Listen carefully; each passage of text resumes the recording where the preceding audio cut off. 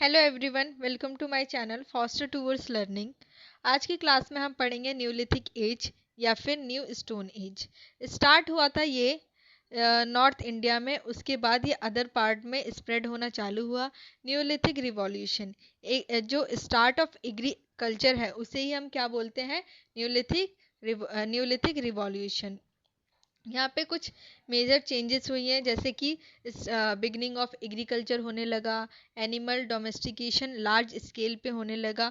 जो टूल्स थे अब यहाँ पे कैसे होने लगे, शार्प होने लगे, ताकि वो एग्रीकल्चर में काम आ सके, मतलब उसके सक्सेसफुल एग्रीकल्चर के सक्सेसफुल के लिए यूज़ कर सके हम। पॉलिश टूल्स यूज़ करने लगे, जिसे हम क्या बोलते हैं, सेल्स टूल्स बोलते हैं। हैंडल बेस्ड टूल्स यूज़ करने लगे यहाँ पे हम। मेजर क्रॉप्स भी हमने उगाना चालू करा, जैसे कि रागी, हॉर्स ग्राम, वीट, बार्ले। कश्मीर में जैसे कि लेंटिल्स उगाया जाता था और राइस उगाया जाता था बेलन वैली में। एनिमल डोमेस्टिकेशन होता था, किन किन एनिमल्स का, कैटल्स का होता था, गोट का होता था, शीप का होता था।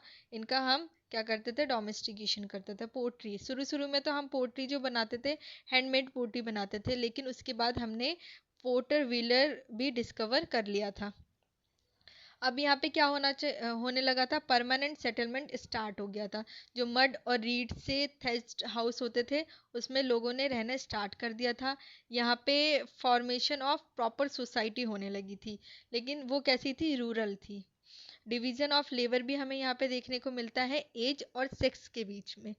मतलब एज और सेक्स के बेस पे हमें क्या, डिवीजन ऑफ लेबर यहाँ पे देखने को मिल जाता है। क्राफ्ट्स, पोट्री बनती थी यहाँ पे। ब्लैक वेयर और ग्रे वेयर पोट्री हमें देखने को मिलती है, और मैट इम्प्रेस्ड वेयर हमें यहाँ पे भी पोट्री देखने को मिलती है।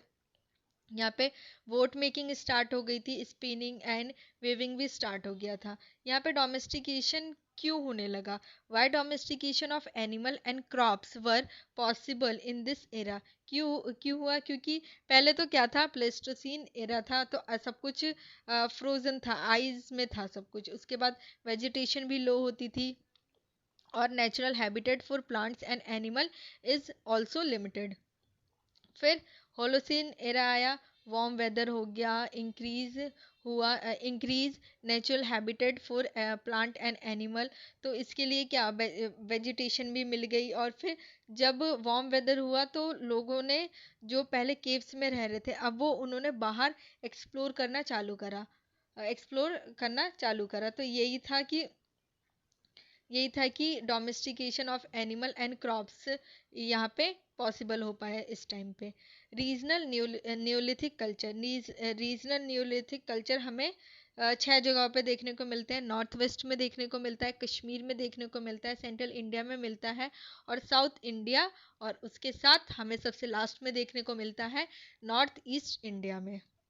Neolithic culture of north west India, ये started at very early age, start हो गया था।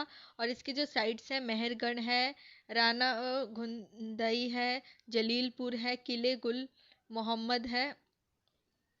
मेहरगढ़ साइट जो है earlier site of Neolithic period है।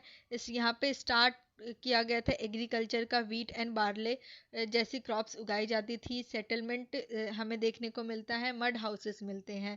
और यहीं पे ही चालकोलिथिक जो साइट्स है वो डेवलप हुई, और यहीं से बेस मिलता है हड़प्पन सिविलाइजेशन का। डेवलप्स इनटू चारकोलिथिक साइट्स, यही जो मेहरगढ़ जो साइट थी न्यूलिथिक पीरियड में, चार चारकोलिथिक साइट्स में डेवलप हुई। और and prepare a base for Harappan civilization, इसने बेस तैयार करा हड़प्पन सिविलाइजेशन के लिए। Neolithic culture of Kashmir emerge late after the north west India. मतलब जो नॉर्थ वेस्ट इंडिया में जब न्योलिथिक एज स्टार्ट हो गया, तो उसके बाद स्टार्ट हुआ कश्मीर में। एंड कश्मीर का जो न्योलिथिक कल्चर है, ये कंटेम्प्रेरी है इंडस वैली सिविलाइजेशन के। इसके साइट्स कौन से हैं, बुर्जा होम है, गल्फ कराल है। यहाँ पे कोल्ड वेदर है, इसलिए हमें यहाँ पे पिट ड्वेलर्स देखने को मिलते हैं। पिट ड्वेलर्स जो क्या करते थे, जमीन के नीचे, मतलब कुछ गड्ढा सा खोद के और उसके अंदर रहा करते थे तो ठंड से बचने के लिए। यहाँ पे हमें टूल्स देखने को मिलता है, स्टोन टूल्स मिलता है, बोन टूल्स देखने को मिलता है। बुर्जा होम बोन टूल्स इंडस्ट्री कहा जाता है। एविडेंस ऑफ मेनहीर्स हमें देखने को मिलते हैं। मेनहीर्स मतलब एक स्टैंडिंग स्टोन होता था जो रिचुअल या सोशल रिलीजन ऐसा कोई सिंबल माना जाता है। बरियल्स हमें यहाँ पे ह्यूमन बरियल भी मिलते हैं, एनिमल बरियल भी मिलते हैं, and human plus animal burial दोनों देखने को मिल जाता है।